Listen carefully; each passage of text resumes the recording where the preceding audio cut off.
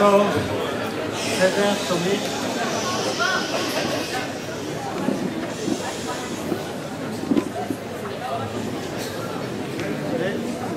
C'est bon. Alors, Shavua Tov, Moadim de Simcha, le Kol HaTzibur. On va passer en français. Alors d'abord, Shavua Tov à tous. Vous avez beaucoup de courage d'étudier à une heure aussi tardive. Nous avons pris un petit peu de retard, alors je vais raccourcir afin que le prochain cours puisse commencer à l'heure et que vous puissiez en profiter pleinement. Alors, ce qui m'amène ce soir à vous, c'est un enseignement de Rabbi Yehuda Halevi, pas du début de son ouvrage, mais de la fin de son ouvrage, tout à la fin de son ouvrage, le dernier passage. Rabbi Yehuda Halevi s'interroge sur une question tout à fait fondamentale, la place, d'une part, de la Gzera, du décret de Dieu, ce que Dieu fait dans ce monde, et la place, d'autre part, de l'action de l'homme. Si Dieu agit, quel est notre rôle? Si nous agissons, quel est le rôle d'Akadosh Baruch Hu? Cette question-là, me semble-t-il, est la question essentielle auquel Rabbi Yehuda Halevi a voulu arriver à la fin de son ouvrage. Dans la première partie, nous allons tâcher d'expliquer comment Rabbi Yehuda Halevi résout ce problème. En deuxième partie, nous allons lire des textes de la Torah avec la vision de Rabbi Yehuda Halevi. Alors, vous savez, bien souvent, quelqu'un vous dit, je dis à un élève, demain, lève-toi à l'heure. Il me répond, Be'ezrat Hashem, si Dieu veut. Ah, je lui dis, Dieu, il veut. Moi, je l'ai demandé à Kadosh Baruch Hu. Il est d'accord? D'accord? D'ailleurs, je te vois, Baruch Hashem, deux gens de pied en bonne santé, en pleine forme. C'est pas si Dieu veut, c'est si toi tu veux. C'est ça la véritable question. A-t-il raison de dire si Dieu veut, ou a-t-il tort de dire si Dieu veut? Et cette question, bon, c'est un exemple peut-être très anecdotique, mais finalement c'est une question très profonde. La Goula, la délivrance, Dieu a tout décidé, ou bien c'est finalement l'homme qui construit son histoire? Il y a un texte du Maharal qui nous dit, vous savez, pourquoi les enfants d'Israël sont descendus en Égypte. Abarbanel dit, ils sont descendus en Égypte à cause de la haine des frères. La haine des frères a amené la descente en Égypte. Le Maharal dit, mais ce n'est pas vrai. C'est le contraire qui est vrai. Les frères ont vendu Yosef parce qu'il devait descendre en Égypte. C'était inscrit dans la Torah. Dieu a dit à Abraham, Yadoa Teida Kigei Yizaracha Beres Olahem Vavadum Vinu Otam Arba Meot Shana. Alors c'était inscrit qu'il devait descendre en Égypte. Alors il a fallu que les frères vendent Yosef pour qu'ils puissent descendre en Égypte. Alors ça c'est la vision du Maharal. Et je pense que Rabbi Yehuda Halevi n'est pas du tout d'accord avec cette vision-là. Et c'est ce que je vais tâcher d'expliquer ce soir. Alors le livre de Rabbi Yehuda Halevi commence par une recherche très forte d'un quelqu'un qui était un non-juif, qui s'appelait le roi de Khuzar, qui recherchait le contact avec Akadosh Baruch Hu. Et Rabbi Yehuda Halevi, dans ses 5 chapitres, il essaye de montrer à ce non-juif quel est le chemin pour pouvoir avoir un contact avec Akadosh Baruch Hu. La première étape de son livre, le Ma'amar Rishon, eh bien, il explique la particularité d'Israël. Il explique, Rabbi Yehuda Halevi explique qu'Israël a quelque chose qui est au-delà de la nature, et ce quelque chose qui est au-delà de la nature lui permet d'avoir accès à la prophétie, à la prière, au contact avec Akadosh Baruch Hu. C'est un peuple qui peut survivre malgré des raisons contraires naturelles, parce qu'il est au-dessus des lois de la nature. Alors, ce non-juif, le roi du Khazar, commence à comprendre que pour pouvoir avoir un contact avec Dieu, il faut qu'il devienne juif. Et c'est ce qu'il fait à la fin du premier Mahama. Dans le deuxième Mahama, Rabbi Yehuda Halevi lui donne une deuxième condition pour avoir un contact avec Hashem Yitbarach. Cette deuxième condition, c'est Eretz Israël. Et s'ils sont tous des convaincus qui savent qu'Eretz Israël a une neshama particulière, a une âme particulière, ce n'est pas un pays comme tous les autres, eh bien c'est ce que explique Rabbi Yehuda Halevi au roi des Khazars et lui dit, tu sais, tu veux ce contact avec Hashem, eh bien il y a un endroit qu'il faut s'y trouver. C'était une soif, il avait une soif de Dieu, ce roi des Khazars. Eh bien, d'être juif, première étape, deuxième étape, Eretz Israël. Et ensuite, c'est peut-être pas le roi des Khazars lui demande qu'est-ce que c'est qu'un homme pieux. Il a compris que pour avoir ce contact avec Hashem Yitbarach, eh bien être juif c'est une première condition, Eretz Israël c'est une deuxième, mais sans aucun doute il faut agir comme Dieu veut que l'on agisse. Alors Rabbi Yehuda Halevi lui explique, je résume, hein, c'est un mamar entier, mais nous allons dire en 2 mots que le contact avec Dieu, il est conséquence d'un équilibre que l'homme arrive à atteindre entre ses besoins matériels et ses besoins spirituels. Celui qui ne vit que dans la spiritualité, eh bien finalement ne vit pas et ne peut pas avoir un contact avec Hashem Yitbarach. Bien entendu, celui qui ne vit que dans la matérialité, il ne recherche même pas ce contact. L'homme dans un équilibre, il dit qu'un chassid, un homme pieux, c'est un homme qui sait faire un équilibre entre les divers besoins qu'il a. Alors Rabbi Yehuda Halevi lui a donné déjà trois recettes de cuisine pour avoir le contact avec Hashem Yitbarach. Être juif, Eretz Israël, et puis avoir une vie équilibrée qui nous est donnée grâce à la Torah. C'est toujours pas suffisant, alors on va chercher dans le 4e Mahama, eh bien on va dans des dimensions qui sont extrêmement profondes. Le 4e Mahama, Rabbi Yehuda Halevi, il l'explique au roi des Khazars, le Sefer Yetzira qu'a écrit Avraham Avinu, c'est un livre des mystiques, dans lequel il explique dans ce Mahama la relation qui existe entre Dieu et l'homme. Et voilà, ça doit, après tous ces cours, eh bien, ça doit être facile de trouver Hashem Yitbarach. Qu'on dirait que Rabbi Yehuda Halevi que le roi des Khazars n'a toujours pas trouvé Dieu. Alors il lui demande, dans le 5e Mahama, il lui pose cette question-là. J'aimerais savoir quel est le rôle de l'homme et le rôle de Dieu dans les actions humaines et dans l'histoire humaine. Gzera, pour dire en hébreu le mot hébreu, Gzera, c'est le décret divin, c'est ce qui est institué par Dieu. Et puis, Prira, ce qui est du domaine de la liberté de l'homme. Alors Rabbi Yehuda Halevi lui donne une réponse très étonnante et qui va à l'encontre de tout ce qu'on a appris dans les 4 premiers Mahamarim. Dans le premier Mahama, on a appris qu'il y a Sgulat Israël. Il y a quelque chose de particulier dans le peuple juif. On a parlé de Sgulat Eretz Israël. On a parlé de l'homme pieux. On a parlé de Dieu qui se dévoile à travers peut-être pas les Sphirot, le Sefer Yetzira, mais c'est tout comme.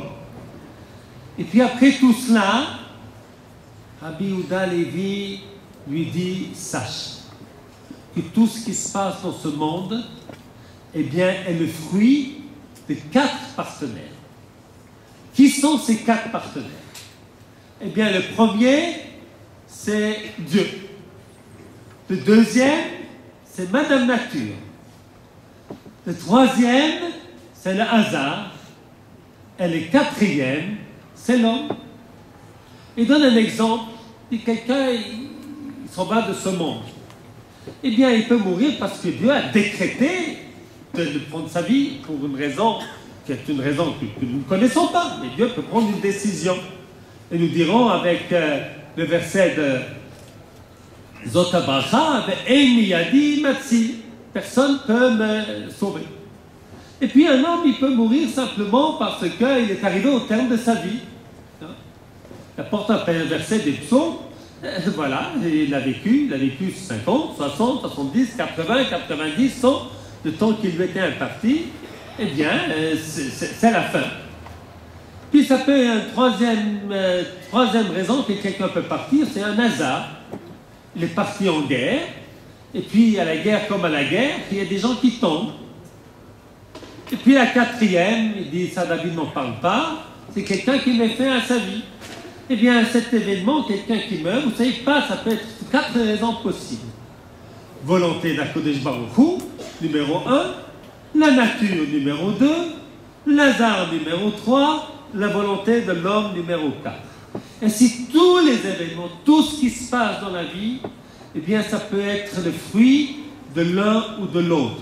Et nous ne savons pas, peut-être 99% de Dieu, peut-être 99% de l'homme, peut-être 99% de la nature, peut-être même beaucoup de hasard, nous ne savons pas. Alors vous direz, il n'est pas très religieux, Rabbi Yehuda Levi, puisqu'il ne croit pas, il croit en la nature et au hasard, c'est pas possible. Alors il explique, Rabbi Yehuda Levi, ne croyez pas que je ne suis pas religieux, je suis ma'amin. Maintenant, ce que je sais, c'est que Dieu a créé son monde ainsi. C'est la volonté de Dieu de créer un monde où il y a des lois de la nature. C'est la volonté de Dieu de créer un monde où il y a des circonstances de l'un et de l'autre qui font qu'il y a des choses qui peuvent arriver sans qu'il y ait un décret particulier d'Hachem Yitbarach, le hasard. Et puis, il y a une place importante aussi à l'action de l'homme. Alors pourquoi est-ce que le monde a été créé ainsi? Le monde a été créé ainsi parce que c'est ça le but du monde. Le but du monde, c'est que l'homme puisse agir. Et si Dieu fait tout, eh bien, il suffit, il n'avait pas besoin de créer le monde, il aurait pu prendre un ordinateur, hein, et puis dessiner des hommes, et puis des machines, et tout faire. Mais cela n'est pas une création. Une création est lorsque tu crées quelque chose et que tu vas donner une responsabilité à la chose créée. Si tu ne donnes pas une responsabilité à la chose créée, eh bien, tu n'as finalement pas créé. Alors, il explique Rabbi Yehuda Levi, tout vient de Dieu, parce que c'est la volonté de Dieu qu'il y a le hasard, c'est la volonté de Dieu qu'il y a la nature, et c'est la volonté de Dieu que l'homme peut agir. Et quelque part, et j'ai pensé à un verset dans Parshat Ki Tisa, que Dieu dit à Moshe Rabbeinu, Ki lo yirani adam vachai. Moshe Rabbeinu a demandé à Dieu, je veux te voir. Montre-moi tes voies, comment tu diriges le monde. Et Dieu dit à Moshe Rabbeinu, Ki lo yirani adam vachai. L'homme ne peut pas me voir et rester vivant. C'est pas voir Dieu et rester vivant. Ah ben, il n'est pas visible. Mais si tu comprends les chemins de Dieu, tu ne peux pas vivre. Si Dieu fait tout, si tu penses, si tu arrives à une conclusion, si tu vois l'action de Dieu partout, toi tu n'as plus rien à faire. On n'a pas besoin de toi sur ce monde. Alors nous vivons dans un monde où l'action de Dieu est cachée. Parce que si l'action de Dieu n'était pas cachée, eh bien l'homme n'a plus rien à faire. Alors, cette explication de Rabbi Yehuda Levi vient répondre à cette terrible interrogation, le mal dans le monde. Il y a du mal dans le monde. Et pourquoi s'il y a tant de mal? Pourquoi est-ce qu'il y a un enfant qui naît malade? Pourquoi est-ce qu'il y a des gens qui meurent alors qu'ils sont des tzadikim? Il y a plein de questions. Et la réponse de Rabbi Yehuda Levi, elle est très simple. Eh bien, Dieu, il se tait, mais ce silence est une très forte parole. Ce silence vient dire à l'homme, si tu vois un malade, eh bien, occupe-toi de le guérir. Comme la question de Tarnoufous Aracha, le méchant Tarnoufous, je ne sais plus très bien comment on dit en français, Tarnoufous, enfin, vous me corrigerez si je me suis trompé, eh bien, qui a dit à Rabbi Akiva, si Dieu aime les pauvres, pourquoi est-ce qu'il ne les nourrit pas? Et Rabbi Akiva lui répond, c'est pour que nous donnons de la tzedaka. Ça veut dire, en d'autres termes, que dit Rabbi Yehuda Lévi, que dit Rabbi Akiva, Dieu se tait pour que nous agissions. Et si on comprend cela, on va comprendre pourquoi le sionisme est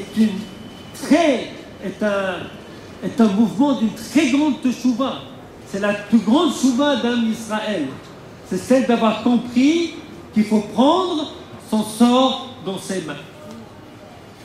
Et c'est ainsi que lorsque nous voyons dans le monde souffrance, lorsque nous voyons dans le monde injustice, c'est un cri que Dieu nous dit. Occupe-toi, toi, homme, toi, tu dois faire pour que la souffrance cesse. Toi, tu dois faire pour que la justice règne. Tu vas faire, je vais t'aider, aide-toi. On dit en français, aide-toi, le ciel t'aidera. C'est profondément vrai. Alors on a parlé, peut-être j'ai déjà parlé de Yaakov Avinu.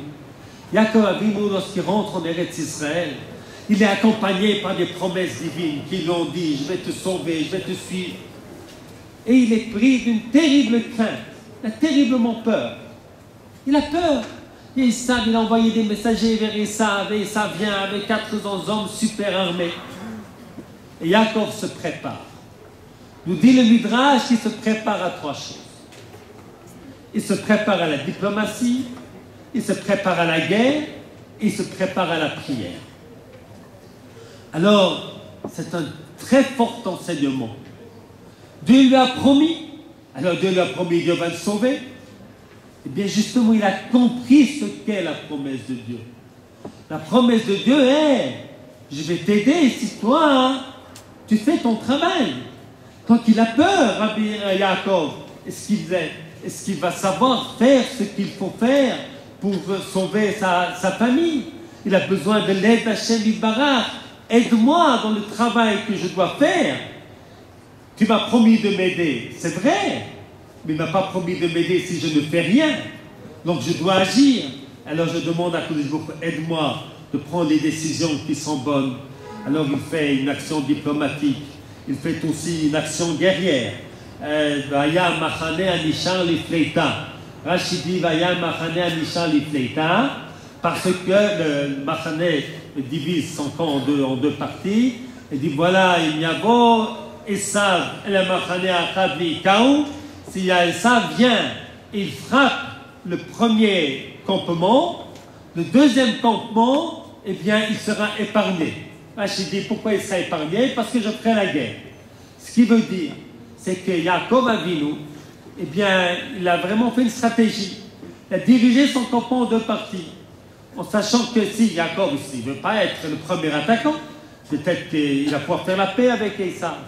Mais si Esav vient et il attaque, eh bien, ceux qui n'ont pas été attaqués parce qu'il a divisé le tout en 2, eh bien, ils vont pouvoir faire une attaque par derrière et attaquer Esav là où ils ne s'attendaient pas à trouver des soldats.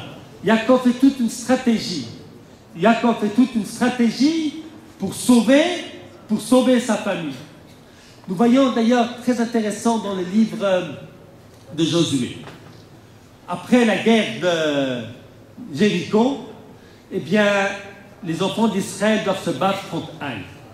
Eh bien, ils arrivent à la conclusion qu'Haï est une petite ville qu'il suffit d'envoyer 3000 soldats pour la prendre. Ils se font battre. Alors, pourquoi ils se sont fait battre? Alors c'est à cause, il y a un péché, les enfants d'Israël ont fait un péché, quelqu'un a pris un petit peu de butin du Jéricho qu'il ne fallait pas prendre, et à cause de cela, ils ont perdu la guerre.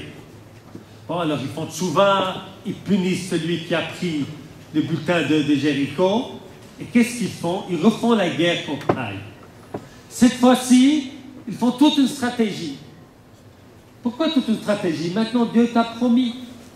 Alors, quelle était la véritable faute de celui qui a pris le butin? Et que la Torah nous dit qu'Israël a fauté. Pourquoi Israël a fauté? Il n'y a que celui qui a pris le butin qui a fauté. En vérité, tout Israël a fauté. Pourquoi tout Israël a fauté? Parce qu'ils ont cru après la victoire de Jéricho que c'était facile de se battre, de conquérir Israël, ça va aller tout seul. Mais Jéricho, c'est Dieu qui a fait un miracle, c'est pas eux qui ont fait la guerre. Alors comment est-ce qu'ils savent s'ils sont forts ou s'ils ne sont pas forts? C'est-à-dire que cette victoire contre Jéricho leur a monté à la tête. Leur a monté à la tête, ils ont pensé, ça va tout de suite, Dieu il est de toute façon, il n'y a pas grand-chose à faire. Et cette faute-là, c'était la faute de celui qui a pris le butin, de ne pas comprendre que ça, c'était quelque chose d'exceptionnel, qui était le fait de Dieu et pas le fait des hommes. Et maintenant qu'ils font tchouva, non seulement ils punissent celui qui a pris le butin, eh bien, ils se préparent comme il se doit à la guerre, parce qu'ils ont compris le message de cette défaite. Le message de cette défaite, c'est qu'il ne faut pas se reposer sur Hachem Yitbarach, mais c'est que l'homme a le devoir, d'agir.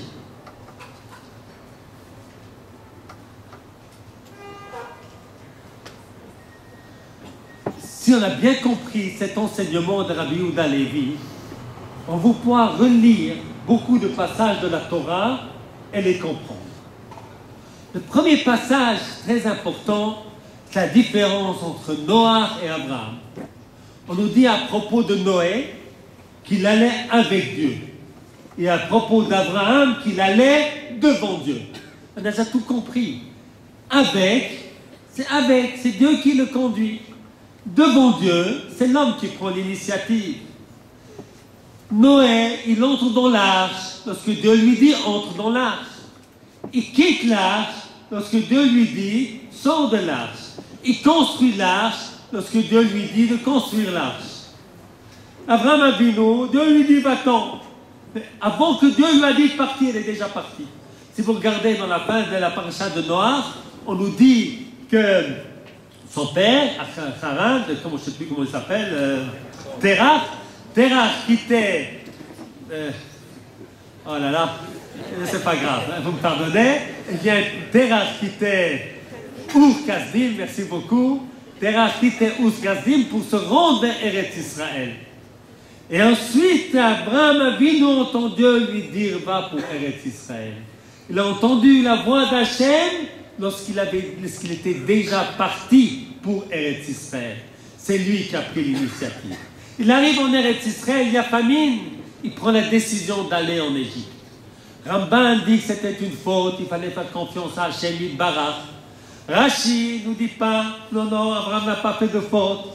Hein? Sa confiance en Dieu est qu'il faut comprendre ce qui se passe et que si tu vas mourir en Israël, eh bien tu passes en Égypte pour un certain temps et tu reviens. Lorsqu'il revient, il prend l'initiative de se séparer de Lot parce qu'il a compris que Lot voulait être son successeur et qu'il ne mérite pas d'être son successeur. Il prend l'initiative ensuite de faire des guerres contre des rois. C'est un homme, Abraham, qui a tout le temps des initiatives. Il n'attend pas l'ordre de Hachem. Mais au contraire, lorsque Dieu lui donne un ordre, il ne le comprend pas. Lorsque Dieu lui donne l'ordre de la Akeïda, il ne comprend pas qu'il ne fallait pas tuer Yitzhak. Il fallait simplement le monter sur un autel. Et Sarah, qui elle avait compris que Dieu ne voulait pas que l'on sacrifie Yitzhak, lorsqu'elle entend la nouvelle, eh bien, hop, elle a une attaque de cœur et elle meurt suite à la mauvaise compréhension d'Abraham de l'ordre qui lui a été donné par Hachem Yitbarach. C'est-à-dire, nous apprenons dans la Torah que l'homme, eh bien, il est acteur. Et il est acteur et puis il est shouta, il est associé à Hachem Yitbarach. Et il doit agir, il doit comprendre ce que Dieu lui demande. Nous avons la Torah, il y a aussi les événements qui se passent. Et puis l'homme doit utiliser l'intelligence, mais que l'intelligence humaine est quelque chose de très très minime. Eh bien, mais c'est ça le devoir de l'homme, d'utiliser son intelligence et ses capacités pour faire la volonté d'Hachem Yitbarach. Yitzhak, lorsqu'il y a la famine, va aussi quitter. Dieu lui dit ne quitte pas, alors il écoute Hachem Yitbarach. Yitzhak prend l'initiative de bénir l'enfant qu'il pensait qu'il fallait bénir. C'était peut-être une erreur, mais il a pris l'initiative de bénir. Il n'a pas dit Hachem, c'est toi Hachem, tu peux choisir quel est le fils qui va être mon continuateur. Il avait une discussion avec sa femme. Et Jacob, Yitzhak pensait que c'était Esav, et Rivka pensait que c'était Jacob. Eh bien, qu'il dise à Dieu, Dieu décide. Elle va jeter une pièce de monnaie, pile ou face. Pile Esav, face Jacob. Pourquoi pas? Dieu peut me donner un signe. Eh bien non. Lui, il a décidé que ça doit être Esav.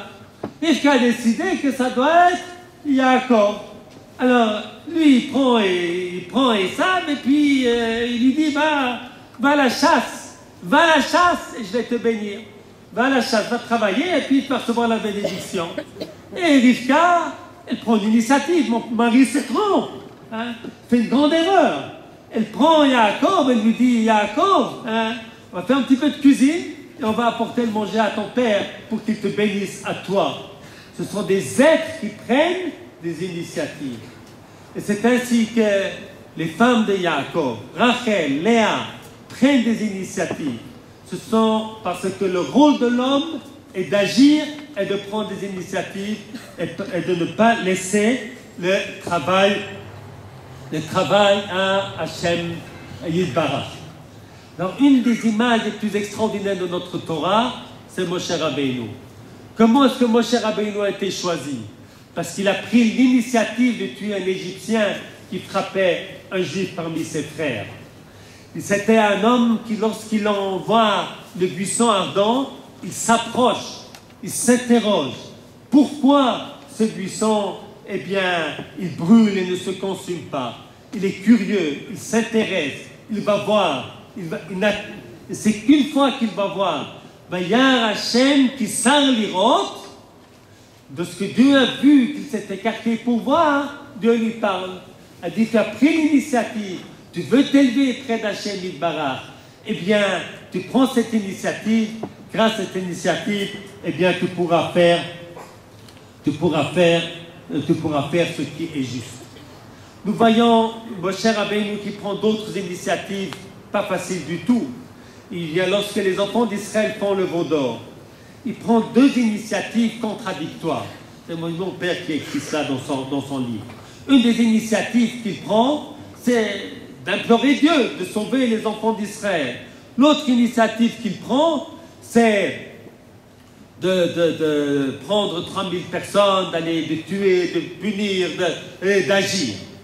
Il dit, à la fois, il prie Hachem d'épargner Israël, et à la fois, il prend son rôle de guide au sérieux, de mettre l'Israël au sérieux et prend les mesures qui s'imposent. Ce sont peut-être deux choses qui a priori, elles se contredisent, mais chez Moshe Rabbeinu, c'est celui qui croit en HaKadosh Baruch Hu, elles ne se contredisent pas du tout. Dieu veut que tu agisses. Et lorsque Hachem lui dit, attention, c'est fini avec les enfants d'Israël, eh bien Moshe Rabbeinu dit à Dieu, je ne suis pas d'accord, efface-moi de ton livre. Il discute avec Hachem Yitbarach. Et non seulement il discute avec Hachem Yitbarach, il prend des initiatives. Une des initiatives les plus fortes qu'il a prises, c'est de prendre les tables de la loi écrites par HaKadosh Baruch Hu et de les briser. Que signifie cet acte qui a l'air tellement étrange, pas seulement étrange, blasphématoire? Alors je vais donner deux explications.